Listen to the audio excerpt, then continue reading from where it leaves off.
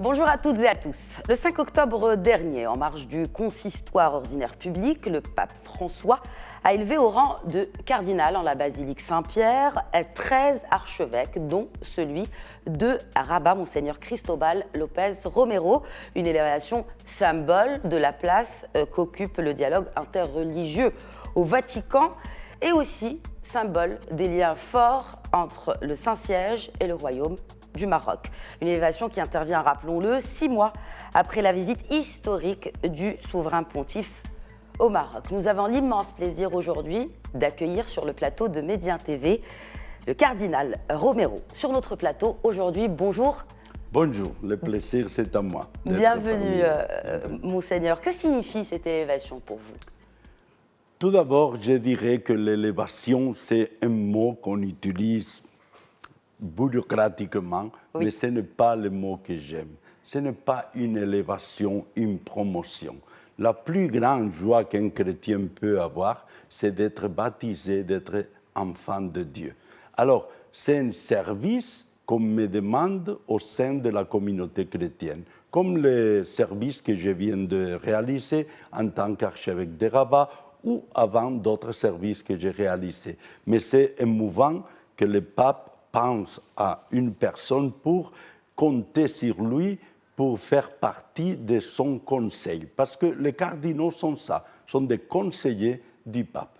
Alors, cela veut dire que que le pape vous demande un peu conseil et que vous donnez aussi vous communiquez votre vécu, votre expérience, et notamment au Maroc avec la communauté que vous chapeautez un peu, entre guillemets.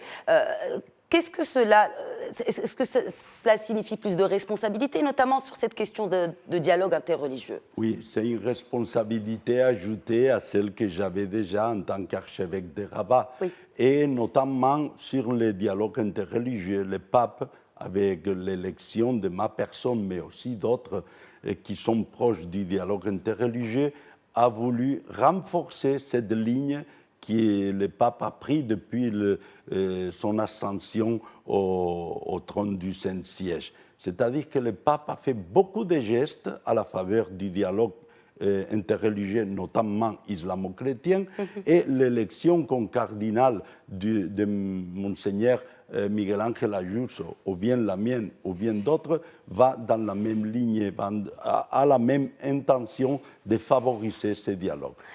Alors, est-ce que c'est une nouvelle forme de diplomatie, cette question de dialogue interreligieux, Monseigneur? Non, je pense que c'est une conviction profonde. Nous, les chrétiens, nous avons compris depuis longtemps que les religions ne sont pas créées pour s'entretuer. Et cela, Sa Majesté le Roi l'a dit au discours à la Tour Hassan. Il a dit, les religions n'existent pas pour se bagarrer, mais pour s'entraider, pour se connaître mutuellement, pour travailler ensemble pour la paix, pour la justice, pour la liberté, pour l'amour. Alors, nous voulons être en bonne relation avec toutes les religions parce que nous ne voulons pas être cause des problèmes, mais solution aux problèmes que le monde a. Alors justement, pour trouver des solutions que le monde plutôt vit en ces moments d'intolérance, si on peut dire, comment justement vous pouvez décrire le travail bilatéral entre le Maroc et le Vatican dans ce sens? Donc il y a de très bonnes relations entre le Royaume et le Saint-Siège, mais pas simplement à un haut niveau entre les souverains et le pape, non. À la base, c'est-à-dire entre les chrétiens qui sont au Maroc, soit dans les universités, dans les écoles, dans la santé publique, il y a de très bonnes relations avec les voisins, avec les copains de travail. Le dialogue interreligieux n'est pas une question réservée à des spécialistes qui se réunissent autour d'une table pour discuter de théologie. Le dialogue interreligieux, on le fait dans la vie quotidienne et consiste à l'amitié que nous pouvons établir. Vous, musulmans, moi, chrétien, consiste au bon voisinage, consiste aux relations du travail, d'amitié, et c'est ça qui fait tomber les préjugés que peuvent avoir des uns envers les autres.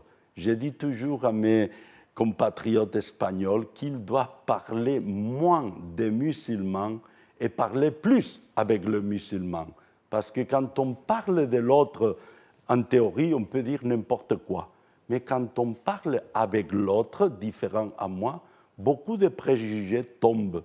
Et on dit, mais lui est comme moi. Mais évidemment, qui est comme toi est un être humain, est une créature de Dieu. Alors, ça c'est très important de faire consister les dialogues interreligieux à la vie quotidienne, aux relations humaines.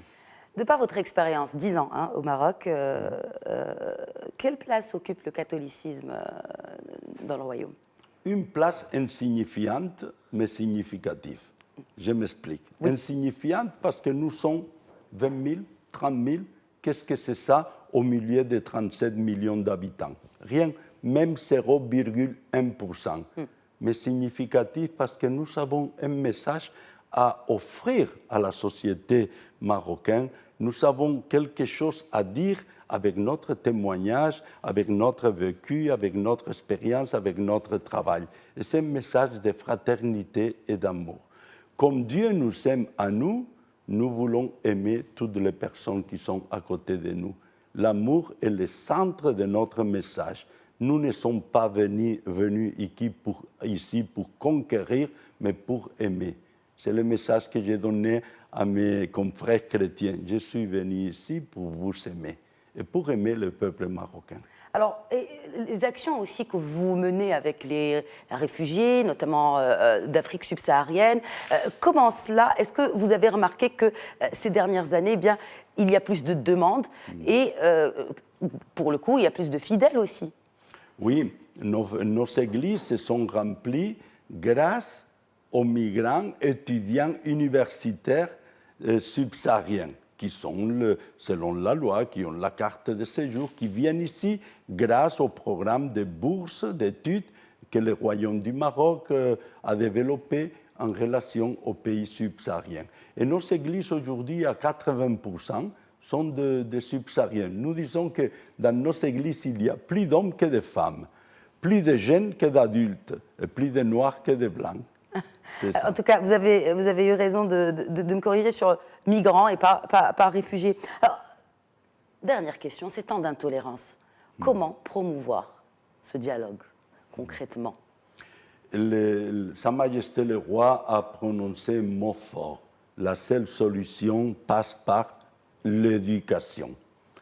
Il faut changer le manuel d'éducation islamique. Il faut programmer d'une autre façon toute l'éducation pour qu'il y ait un contact, pour qu'il y ait une ouverture de la tête, pour que nous puissions nous entraider les uns les autres et ne pas nous attaquer, pour que nous n'ayons pas peur de l'autre. Mais ça passe pour l'éducation. Je pense que ça, c'est la solution ici et en Europe. La même chose en Europe. Il faut ouvrir la tête de tous les citoyens pour que nous découvrions que nous sommes tous des frères et des sœurs. Merci beaucoup, Monseigneur Romero, d'avoir répondu aux questions de Médien TV. Merci à vous de m'avoir donné cette occasion. Merci à tous de nous avoir suivis. Très bonne suite des programmes sur notre antenne.